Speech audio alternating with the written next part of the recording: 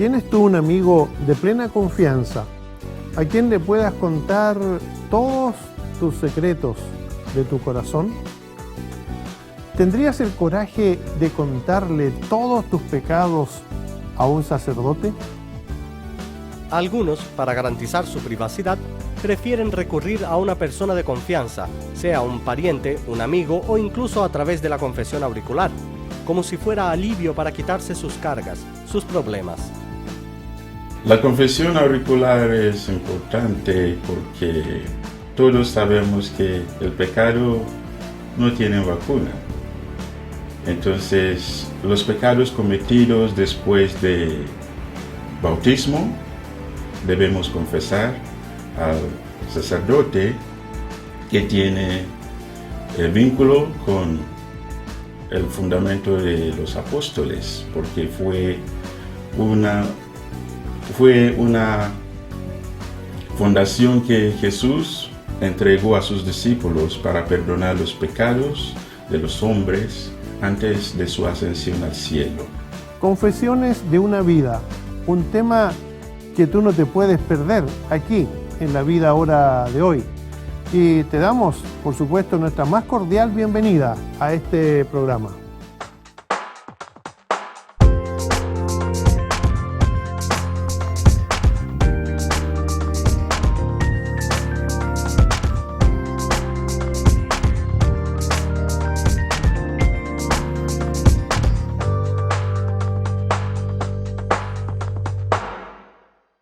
A nadie le gusta tener su vida expuesta al público, principalmente cuando se trata de los secretos especiales. Pero hoy encontramos una gran cantidad de libros donde los autores procuran darnos a conocer esos secretos y esas cosas que en momentos normales procuramos ocultar a los demás. La necesidad de contar, de decir lo que sucede en el interior del ser humano ha estado siempre presente. La Iglesia Católica Romana ha provisto la puerta de escape ante esta presión psicológica mediante la confesión auricular, decirle los pecados a un sacerdote. Invitamos al padre Francis Chincut Adamu de la Orden de San Agustín en Santiago de Chile, a que nos hable un poco sobre la necesidad que el ser humano tiene de compartir sus ideas, problemas, inquietudes. Padre, ¿cuál es la importancia de la confesión auricular? La confesión auricular es importante porque todos sabemos que el pecado no tiene vacuna. Entonces, los pecados cometidos después de bautismo debemos confesar al sacerdote que tiene vínculo con el fundamento de los apóstoles, porque fue una fundación que Jesús entregó a sus discípulos para perdonar los pecados de los hombres antes de su ascensión al cielo. En el Antiguo Testamento, el sacerdote iba al frente del pueblo ofreciendo sacrificio por todos. Jesús vino y fue el sumo sacerdote de la humanidad. Ahora, ¿cómo se encuentran los padres católicos ante la confesión, siendo un intermediario del pueblo? Bueno, la primera vez que hemos visto el tema de sumo sacerdote era en el libro de Génesis, capítulo 14, con Melquisedec, el sumo sacerdote, al encuentro con Abraham. Y Jesús vino, igual fue sumo sacerdote, en la misma línea como Melquisedec. Y antes de su ascensión se sopló sobre sus discípulos y darles el poder de perdonar el pecado. Y cualquier pecado que ellos perdonaran en la tierra serán perdonados en el cielo. Y cualquier que ellos retengan, retengan igual en la tierra. Pero los padres católicos mantener esta tradición de los apóstoles. Desde los primeros siglos después de Cristo, hemos mantenido la cultura de hacer lo que Jesús nos mandó hacer en memoria de Él mismo. Entonces, las confesiones auricular sirven mucho para borrar los pecados cometidos después del bautismo. ¿Piensas que a través de la oración cada persona puede hacer su confesión? Cada persona sí puede hacer su confesión, pero sabemos que hay dos tipos de pecados. Hay pecado venial y hay pecado mortal. Los pecados venial podemos confesar directamente a Dios, hablando desde el corazón. Eso hacemos en la Santa Misa al inicio. Al principio de la misa decimos, yo confieso ante Dios Todopoderoso. Allá mencionamos los pecados en silencio que son venial, que no son mortales. Pero los pecados mortales debemos confesar a un sacerdote que es un intermedio entre Dios y su pueblo para obtener la absolución, que es el remedio por los pecados mortales.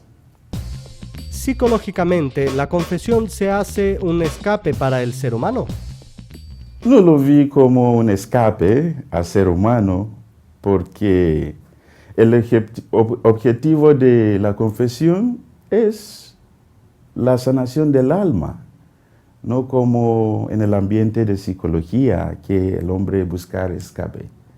Lo vi como una sanación para el alma y últimamente la reconciliación con Dios.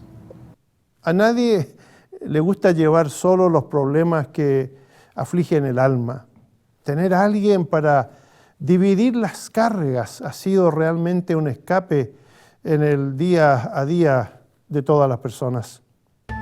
Las iglesias protestantes contemporáneas la han imitado con la idea de que cada uno debe tener esos amigos o personas de confianza a las que uno debe de alguna manera sujetarse y contarle lo que pasa en el interior del alma. Confesiones de una vida. Vamos a darle continuidad a este tema después que nos permitas hacer una muy breve pausa. Continúa en la sintonía de este programa, La Vida Ahora. Estamos presentando La Vida Ahora.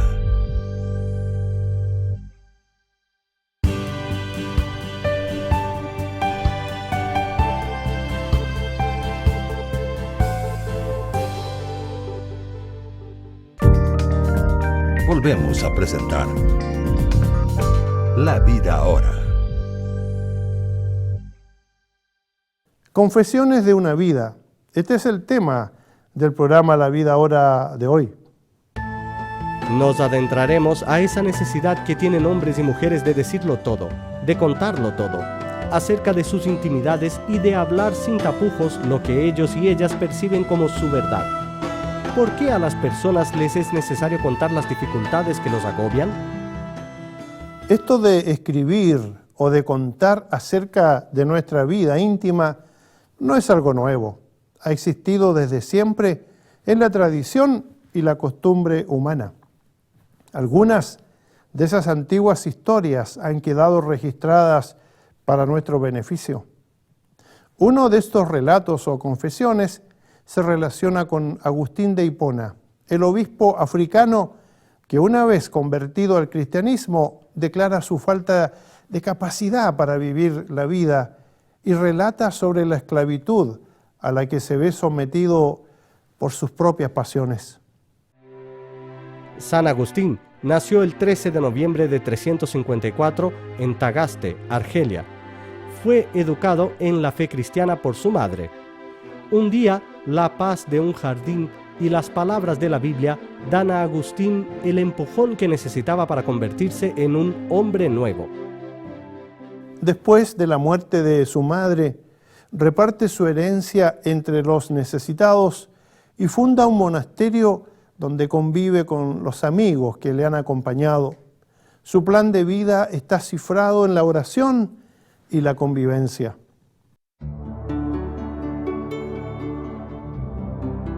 La influencia de su acción pastoral en favor de los necesitados, el brillo de su predicación y la sabiduría de sus escritos marcan un camino que la Iglesia ha seguido por 16 siglos.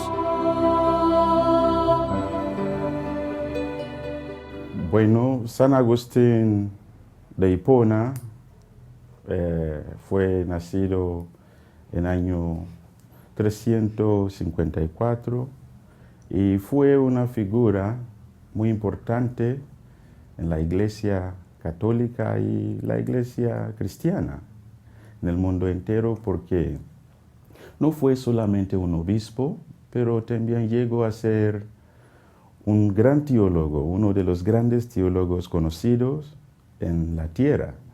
Y además fue uno de los privilegios nombrados primeros padres de la Iglesia latina, entre San Jerónimo, San Ambrosio de Milán y San Gregorio Magno. Agustín era uno de ellos que fue muy conocido por su profundidad de la teología, que tenía influencia en el pensamiento de la Iglesia. Agustín, siendo un hombre estudioso, ¿cómo fue la experiencia de él en la fe cristiana? Bueno, la experiencia de San Agustín en la fe cristiana es interesante porque fue como un drama, igual que podemos comparar con la de San Pablo en la Biblia, los Hechos de los Apóstoles, capítulo 9, porque ambos tuvieron una vida, una historia fea antes de su conversión. Si tomamos cuenta bien, San Pablo era muy mundana con los cristianos, tomando cartas para matar, encarcelar a los cristianos. Pero Agustín también fue un niño perverso antes de su conversión. Pero todo se culminar en una conversión milagrosamente y se sirva como instrumentos por Dios. ¿Qué podemos aprender con esa historia o leyenda? Bueno, no lo vi como leyenda yo lo vi San Agustín como un hombre verdadero que vivía su vida completamente como humano y fue a tener encuentro con Dios y con su conversión. Así nos da la esperanza de que cualquier persona que tenía una historia fea puede convertirse verdaderamente y encontrar la salvación por la gracia de Dios. ¿Cuál fue la importancia y contribución de San Agustín como precursor de los grandes reformadores? Bueno, uno de los grandes influencias o contribución de San Agustín como precursor a los reformadores era su teología de la salvación por la gracia, que le crearon una plataforma para los reformadores y que volar desde esta plataforma. ¿Cuál es su mensaje final para los televidentes? Bueno, la gracia de Dios siempre es lo que nos mueve en la vida presente y todos necesitamos esta gracia para vivir una vida santa que corresponde con nuestra llamada a ser cristianos. En las confesiones de San Agustín, él comienza a revelar su rebelión ante las enseñanzas de sus padres, su odio al estudio y la atracción a todo tipo de juego o de pasatiempo, como si en eso consistiera la vida. Luego vienen los recuerdos y las acciones juveniles que atormentaban la conciencia de este hombre que escribió estas cosas entre los años 398 y 400 de nuestra era. Después viene la exposición de la agonía del alma de Agustín, cuando declara las pasiones que le ataban y que son un reflejo de lo que le sucede a nuestra propia generación. Para entender su libro debemos aclarar que se escribe en primera persona y que Agustín siempre está declarando algo a Dios o conversando con Él. Dice, por ejemplo: ¡Ay de mí! ¿Y me atrevo a decir que callabas cuando me iba alejando de ti? ¿Es verdad que tú callabas entonces conmigo? ¿Y de quién eran? Sino de ti, aquellas palabras que por medio a mi madre, tu creyente, cantaste en mis oídos, aunque ninguna de ellas penetró en mi corazón para ponerlas por obra. San Agustín hablaba en esta manera de que callaba con Dios cuando fue alejado con Dios, porque a lo largo de su vida hace encontrar que Dios no está afuera del hombre. El Dios que él buscaba afuera estaba dentro de él. Y tenía esta enseñanza que se llama interioridad de San Agustín. Cómo el hombre puede descubrir la presencia de Dios por adentro de su corazón. Entonces, él pensaba que los momentos que él cayó, que Dios que estaba por adentro de él callaba igual con él, pero no era así. Es como la experiencia de hijo pródigo, cuando fue muy lejos de su papá, pero el papá siempre buscaba el camino para ver que su hijo va a regresar a la casa. Santa Mónica hizo igual por San Agustín en los días de su desvío a la vida perversa. Queremos seguir con el comentario sobre San Agustín después que hagamos una muy breve pausa. Continúa entre tanto en la sintonía de este programa de la televisión, La Vida Ahora. Estamos presentando La Vida Ahora.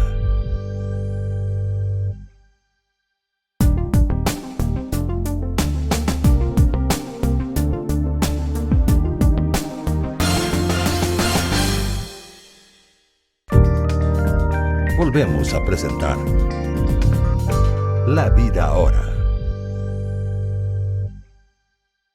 Confesiones de una vida. Este es el tema del programa La Vida Ahora de hoy. Estábamos hablando sobre las confesiones de San Agustín. Agustín no es original en esto de revelar lo que sucede en el interior de nuestro corazón y de nuestra conciencia. Encontramos tales detalles en las vidas de todas las personas de todos los tiempos. A veces es solo una frase que sale como un grito de desesperanza ante la impotencia y la decepción. ¿Es la desesperación o la impotencia lo que motiva a las personas a hablar de sus problemas? Mi noble opinión aquí será la impotencia que motiva a la gente a hablar o las personas a hablar de sus problemas, porque la desesperación es una falta de esperanza y todas las personas que buscaban hablar de su problema buscan la solución que puede encontrar. Entonces se andan con la esperanza, pero desesperaciones son falta de esperanzas y la gente, eso no motiva a la gente para hablar de sus problemas. Son la angustia y la desesperación que encontramos en el escrito de la carta de Pablo a los romanos, como un grito que proviene de muy adentro del alma. En el canto a la depresión, cuando se descubren los senderos que conducen a la destrucción y al olvido. Pablo no escribe sus memorias en ninguna de sus cartas, pero esta sección del libro de Romanos se puede interpretar como tal. Son confesiones y memorias del hombre que teóricamente escribe sobre el pecado y que experimentalmente sabe de lo que está hablando. ¿Vamos a decir por eso que la ley es pecado? Claro que no. Sin embargo, de no ser por la ley, yo no hubiera sabido lo que es el pecado. Jamás habría sabido lo que es codiciar si la ley no hubiera dicho, no codicies. Pero el pecado se aprovechó de esto, y valiéndose del propio mandamiento, despertó en mí toda clase de malos deseos. Pues mientras no hay ley, el pecado es cosa muerta. La religión cristiana es la única que habla sobre la existencia del pecado y de sus consecuencias. Sí, la religión cristiana habla del pecado y de sus consecuencias en las vidas de los seres humanos, pero la religión cristiana es también una de redención. Es decir, de salirle al encuentro al pecador para anunciarle las buenas nuevas del Evangelio, que consisten en la venida a este mundo de Jesucristo, el Salvador del hombre. Pues el Hijo del Hombre ha venido a buscar y salvar lo que se había perdido. A lo mejor estas palabras te llegan cuando estás recordando e incluso escribiendo tus propias confesiones. Confiesas en ellas los yerros y desaciertos de una vida en la que el pecado, viejo acompañante del hombre, ha salido triunfante la mayoría de las veces. Yo te propongo hoy un cambio, pero este cambio solo es posible cuando Jesucristo, que es la vida, puede cambiar el rumbo de una vida y encaminar tal existencia por el camino de la vida eterna. Vengan a mí todos ustedes que están cansados de sus trabajos y cargas, y yo los haré descansar. Es una invitación que Jesús hace preciosa y de alivio a todos los seres humanos que sufrimos el cansancio, el agobio por tantas cosas. Jesús nos ofrece su perdón gratuito por la fe, su ayuda, y cuando aprendemos eso podemos descansar que hemos sido salvados por la fe gracias a Cristo, que somos hijos e hijas amadas por Él, y que nada va a cambiar eso cuando nos hemos arrepentido y hemos confiado en Él, aunque a veces tropezamos, y que como hijos e hijas Él nos va a cuidar y podemos descansar en Él, que nuestro futuro no está a la deriva, sino que está en muy buenas manos de un Dios que nos ama y que ha prometido cuidarnos. Así que ahí viene un descanso y un gran alivio para nuestras almas. Acude hoy a Dios por perdón y por misericordia. Podrás entonces comenzar la segunda parte de tus memorias, aquellas que hablan de la fe y de la esperanza. Qué bueno que hayas estado con nosotros en este programa de La Vida Ahora. Queremos invitar tus comentarios y tus sugerencias a la dirección que aparece en la pantalla y, cómo no, invitarte a sintonizar este programa en este canal en una nueva oportunidad.